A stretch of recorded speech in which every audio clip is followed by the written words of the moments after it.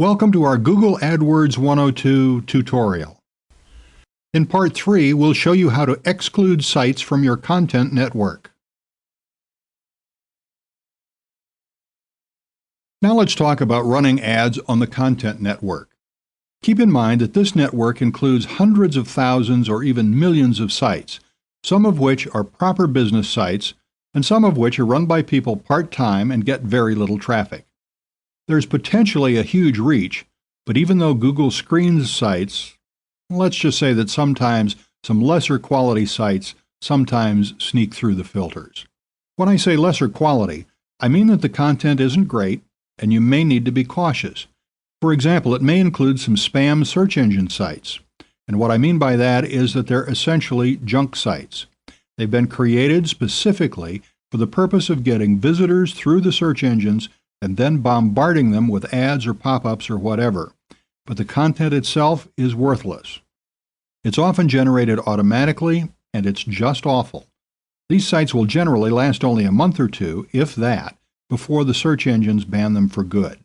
But some people do make a living out of building spam search engine sites, and your ads may appear on those sites from time to time. For example, there may be other types of sites that you don't want your ad to appear on. Basically, when you become aware of certain sites like that you really don't want your ad appearing on, maybe it's a junk site or it's unprofitable or it may tarnish your company's image or whatever, then you can exclude those sites. So, here's the Antique Tables Content Network campaign. If you click through, we're at the ad group level, and here it says excluded or no excluded sites, so we can add excluded sites. Let's add that. Select campaign.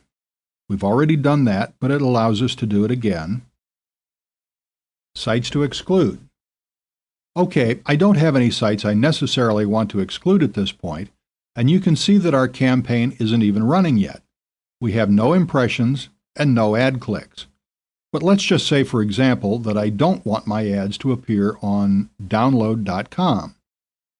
Let's see if Google accepts this example, because obviously this site, download.com, is a software download site and it isn't relevant to antiques at all.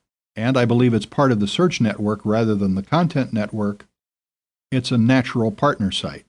But let's just click on Exclude Sites and see what happens.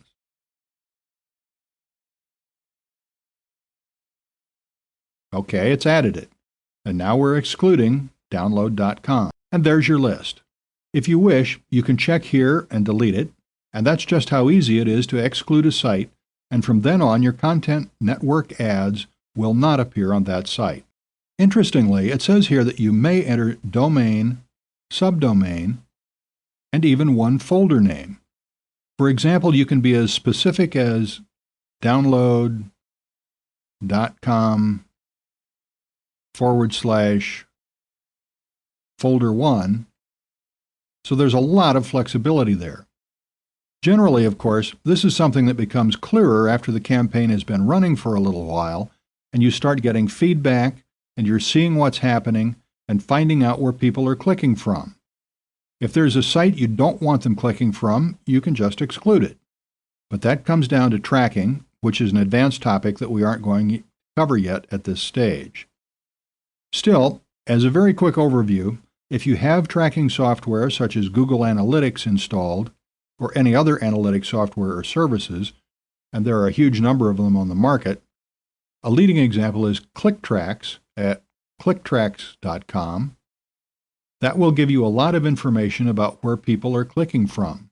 You can add this to your site, or alternatively, there are free versions of the analytics, but the free version that generally comes with your web hosting or website is your website log files. Most hosting firms and web servers offer these log files, which basically gives you all kinds of information about number of visitors, number of page views, which country visitors are coming from, and so on. This is very detailed, and generally any hosting plan or service setup has log files, and you can even just look through those, and it will give you an idea where people are coming from and it might well give you ideas about what sites you want to exclude from your content network advertising campaign.